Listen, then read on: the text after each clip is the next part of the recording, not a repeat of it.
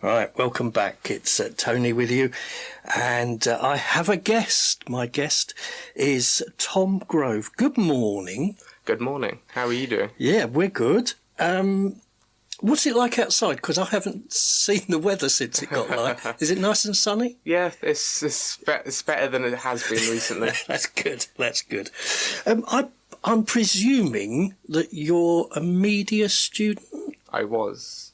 Ah, okay. I was a few years ago, but now I've progressed into wanting to do something more.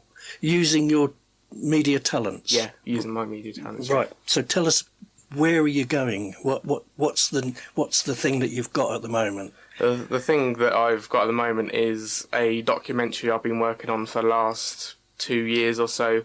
It's called The Legend of King Kong, and it's respecting everything from the original 1933 King Kong right up to the newest blockbuster, what came out I think last year, Godzilla and Kong. And it's a 4-part series, and it goes for like 4 or 5 hours, and yeah, it's taken quite a while to get to a point where it's finished. So is it just audio or audio visual? It's audio and visuals, yeah. Right, and you've done all of this yourself? Yeah, I've done all this by myself, except the music.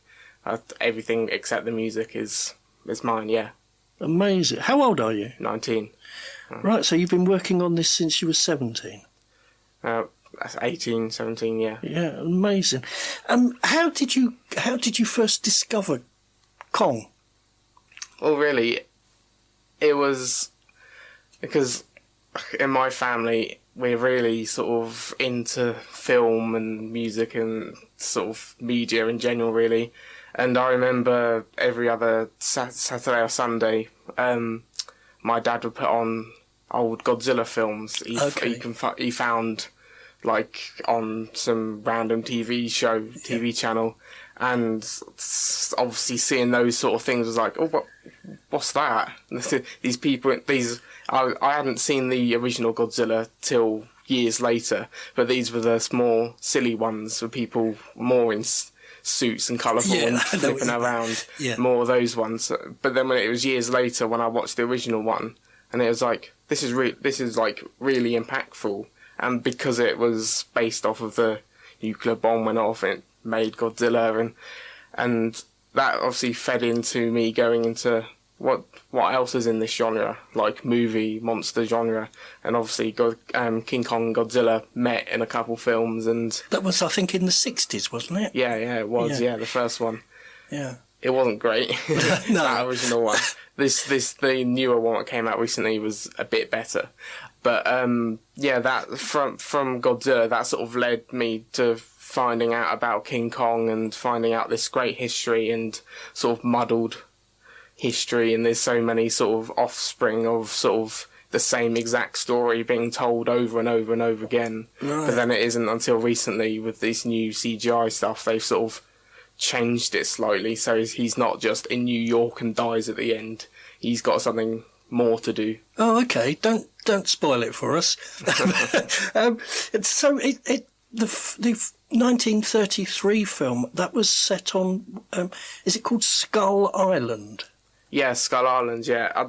If I remember correctly, I don't actually think they specify it's called Skull Island in the original one, but it's later in the Peter Jackson one from 2005. They sort of give it a name, right. The island where he come from. The original one, the 33 one, what were the effects like in that compared to modern ones? Even now, looking back at the stop motion effects in that film for Kong and the dinosaurs and all the matte paintings they used, they're still incredible to look at now. Yeah. And they still really hold up. When you see Kong on top of the Empire State Building holding Fay Ray and the planes coming in, it still looks amazing to this day. And I mean, with the effects for these latest King Kong films, they're good, but it gets a lot of stick for saying, oh, CGI's all horrible, fake. And I agree to that to a certain extent, because there's some films where it's just CGI, computer animated stuff. And it's like, yeah, but there's no real point to it. Yeah, I suppose the middle ground are the James Bond, the newer James Bond films, aren't they? Where they do actually do all the stunts, the cars, flip over and everything, and they just use a little bit of CGI just for continuity and overall feel. Yeah. But I do agree that some films it's just based on CGI and that's it. But going back to the original, they didn't they make something like a 70-foot gorilla hand to hold Fay Wray? Yeah, they did. I think that was they made a big hand to put through when they were in the Empire State Building, to put it through the window, smash through the window and grab her and pull her out. And there's because in the documentary I interviewed a ton of people. I interviewed someone who knew Fay Wray. Oh, amazing! Yeah, he knew Merian C. Cooper, the guy who directed it, Ray Harryhausen, and all these amazing people. I think a couple of years ago he met John Williams and the lady who plays Ray in the new Star Wars films, and loads of people. The list can go on and on. But he explains they made this massive hand and grabbed Fay Wray, and she went into detail about that, and it just would have been amazing to be like a fly on the wall, just seeing them create these big animatronic hands and small stop motion figures and moving them frame by frame. Yeah, amazing. I tell you what I found. I found a comedy record by Bob Newhart about King Kong. Shall we have a listen? Yeah. I'm an accountant for about 2 years in Chicago. I got a degree in accounting. Went into the Army during the Korean War. Remember that one? And, no benefits. And I have held close to 30 separate accounting jobs in 2 years, which is like 3 weeks at each place, I found one thing is true, that they always put you through an orientation program. You spend 1 week learning all the problems you're going to have to face in this new job. But invariably, after the week in orientation, the first problem you run into, your first day on the job, was never covered in any of the sessions. Now, with this kind of prologue, this may seem kind of a jump.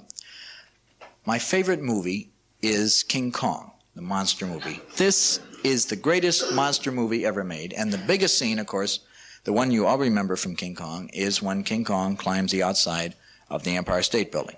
All right, now putting these two thoughts together.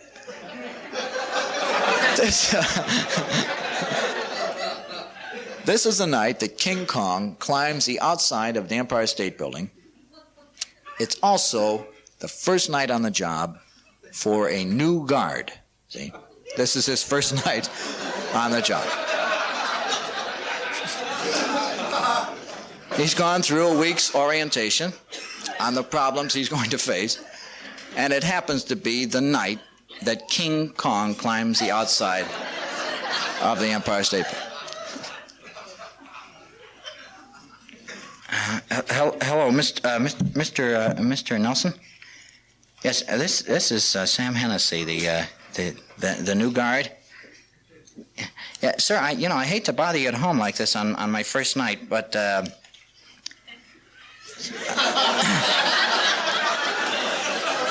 see, something's come up, sir, and it's not covered in the guard's manual. Yeah, I looked in the index. Yes, sir. I looked under unauthorized personnel and people without passes and apes and apes' toes. Apes and apes' toes. Yes, sir.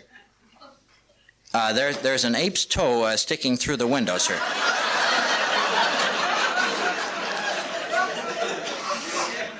Well, see, this isn't your standard ape, sir. I mean, he's between 18 and 19 stories high, depending on whether there's a 13th floor or not.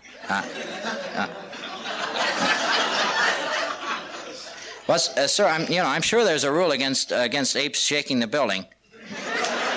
There is, yes.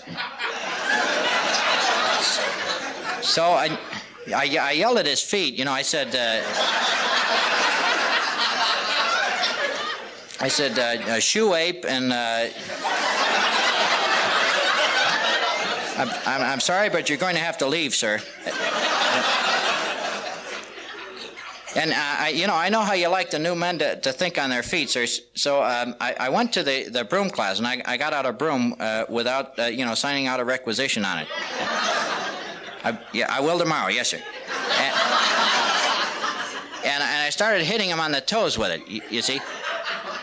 But it didn't seem to bother him too much. See, there are these planes, sir, and they're flying around him, and they're shooting at him, and they only seem to be bothering him a little bit. So I figured I wasn't doing too much good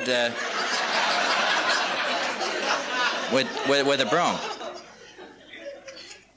Did I try swatting him in the face with it? Well, I was going to take the elevator up to his head, sir. See, but my jurisdiction only extends to his navel.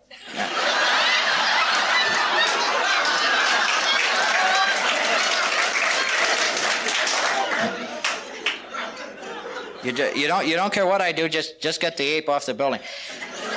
This may complicate things a little. He's carrying a woman in his hand, sir. I don't think she works in the building. No, sir. Well, see, as he passed by my floor, she had this kind of negligee on, So I doubt very much if she was one of the cleaning women. You know. Well, sir, the first thing I did, I filled out a report on it. Well, I don't want to give the building a bad name either, sir. But. Well, I doubt very much if we can cover it up, sir. Well, the planes are shooting at them, and people are going to come to work tomorrow morning, and some of them are going to notice the ape in the street, and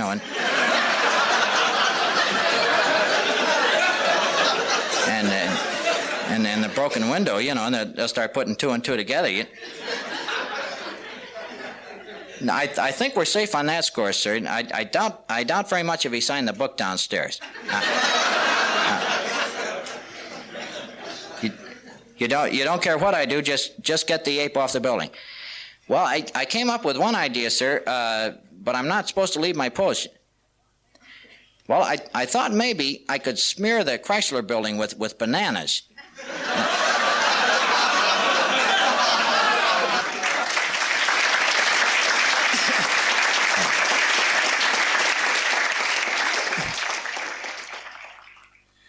That's the fabulous Bob Newhart with King Kong, putting just a different light on the story.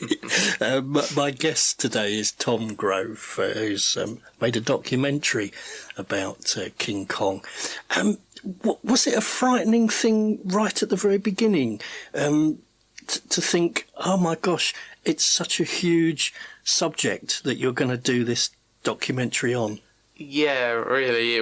When I first started, I was just leaving college from doing a film and TV course over 2 years, and then the last big project was make a 10 to 15 minute sort of thing of your choosing. And earlier in the course, we had to do some sort of documentary, kind of 5-10 minute like news report or whatever, and the Video Nasty scandal and all that, I did it on that. And then when it came to the final project, I thought, what else can I do? What I haven't really seen there's been documentaries and spots what have covered it, but there hasn't been one what's definitively been like the one to look at everything. So I got to the stage of saying to my lecturers, this is what I want to do. And they sort of looked at me and said, no, this is too much. But then a week later I came back and said, I've interviewed through Zoom the nephew of Merian C. Cooper, the director of King Kong, the original one. Wasn't he part writer as well? Yeah. And they were like, what, really? Do it then. Do it then. If you got that, do it. And then after that, I came this close, so close to getting Faye Ray's daughter in it, but she never applied. It's really frustrating. Yes. But I managed to get loads of other great people. Like I got all the guys who did these motion capture for Godzilla and all the other monsters in these new CGI versions, and they talk in length how this new technology compares to, obviously, the original men in suits and stop motion. Right. Are you hoping to sell the documentary to TV companies or film companies? I would like to, but at this stage, it's not an option for me right now, because I think it was a learning curve, because just before it was finished, I was going around various people and going to Warner Brothers and Universal, who owns that, because King Kong is owned by so many companies. Originally RKO Pictures, wasn't it? Yeah, and then it was Warner Brothers who are making the new ones, and Universal made the Peter Jackson one, and the company who makes Godzilla, Toho, they own some of it because they made some King Kong films. So it's like all these multiple companies. But then I got in contact with Warner Brothers, and they wanted £5,000 per minute for me to use if I were to sell it to Amazon Video or something like that. Oh my goodness! And I was like, hang on.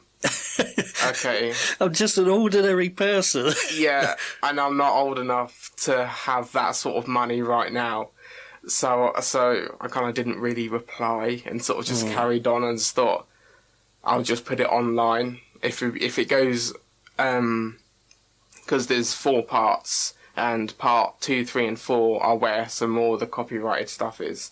But then if that stuff goes on to something like YouTube, hopefully it'll fall under the fair use law, right? Where it's practically, because it's practically reviewing the films more or less. Yes, yeah. So it's a sort of, I don't own the copyright, but yeah, it's for educational purposes. Yes. But then this first part, what's showing this Sunday at the Spring Arts and Heritage Centre in Havant, is copyright free because it uses the original King Kong and the sequel Son of Kong, which are more or less out of copyright. Okay. So tell me about the Spring. What are you actually doing there?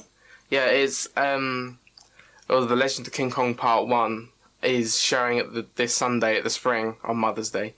And it's the doors open at 5:30 and show starts at 6. And it's just a showing of the first section of my documentary. And there may or may not be a Q&A after with the guy who did the music, the composer, afterwards. Still have to figure that bit out with the venue. So this is somebody that specifically composed the music for your documentary? Yeah. He his name's Christian Jessup, and it's cool because he interned with Hans Zimmer, the guy who done Dune recently and Gladiator and obviously Dark Knight, Batman stuff. And the music he produced is really, really good, and it really plays off of what Max Steiner did with the original stuff. Yeah. And some of the I forget the name of the guy who done the soundtrack for Peter Jackson's Kong, but it plays off some of the elements of each film. Right, excellent. Talking about music, I did find a piece of jazz. It's Chris Barber's jazz band, and it's called King Kong. I'm not familiar with it, but we'll have a listen, and we'll be back with Tom very shortly.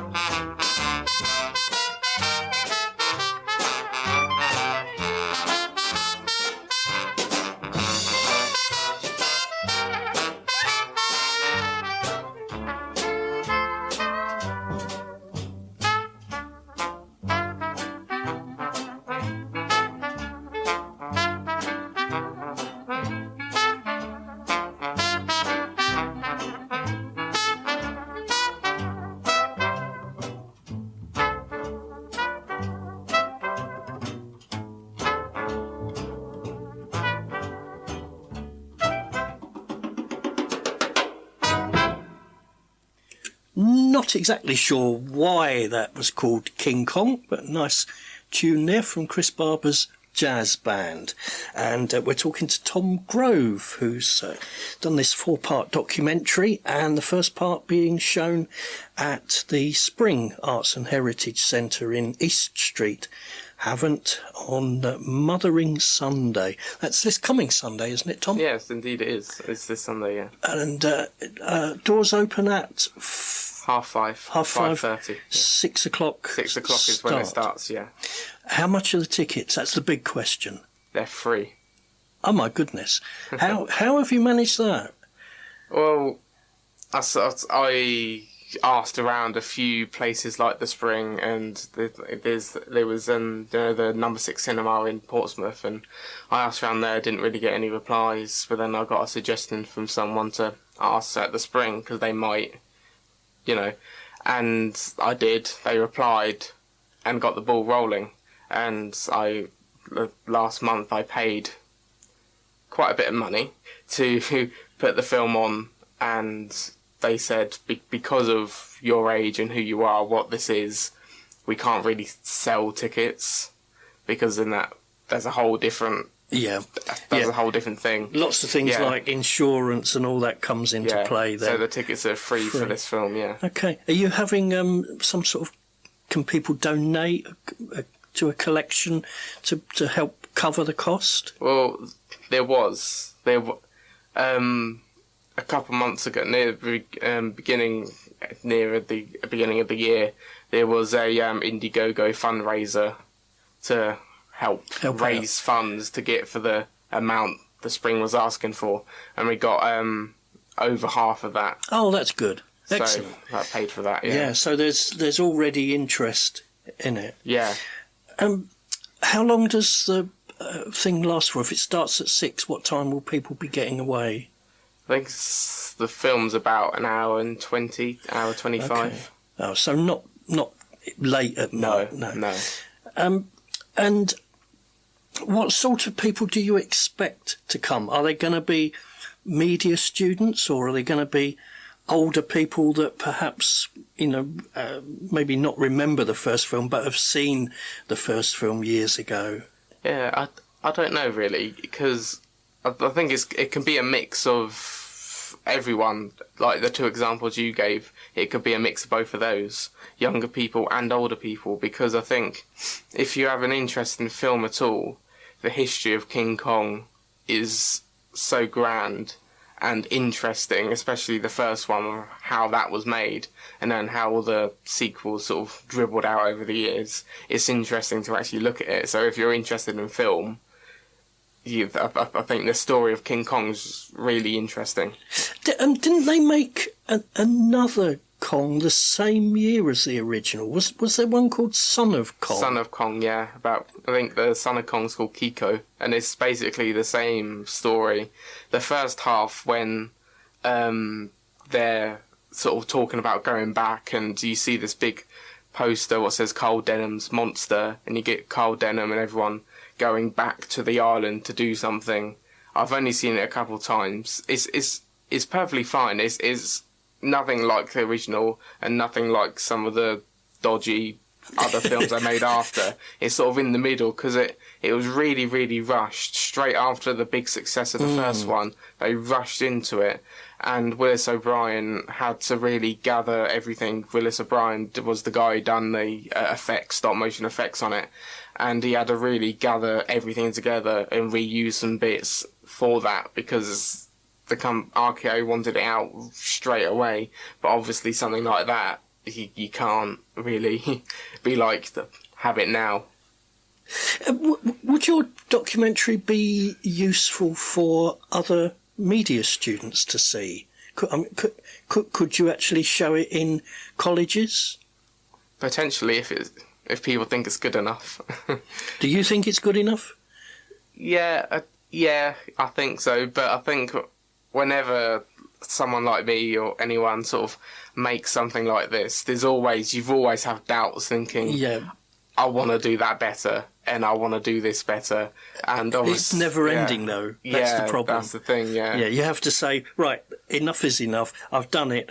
Now I move on to the next project. What's your next project? Well, I've got so many ideas. But I don't know if this idea will really resonate with any of the audience listening at all. But Star Wars. I know there's been thousands, whatever, people talking about Star Wars documentaries and whatever books. But there's a really interesting story with, the Star Wars prequels that came out in the 2000s, the character of Jar Jar Binks.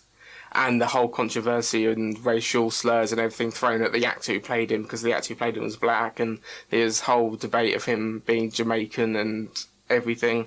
And I really want to fly out to America and actually do like a Louis Theroux type, actually talk to him. Yes. And find out, like, are you okay? Is this actually what actually happened? Because he released things a few years ago that he nearly killed himself because of it. And really? Yeah. I didn't know that. Yeah. And I think it would be really interesting to actually go out there and film him in his home and actually find out what he's actually like. That would be a documentary and a half, that one, wouldn't it? Yeah. Anyway, our listeners have got to go to the Spring this coming Sunday, 5:30 for a 6 o'clock start. Yep. Absolutely free, and possibly question and answers with you. Yeah, at the end, with me and end. possibly the composer of the documentary as well. Brilliant. Yeah. Look forward to it. Tom, thank you so much for spending your time. And from me and from Tom, it's goodbye now.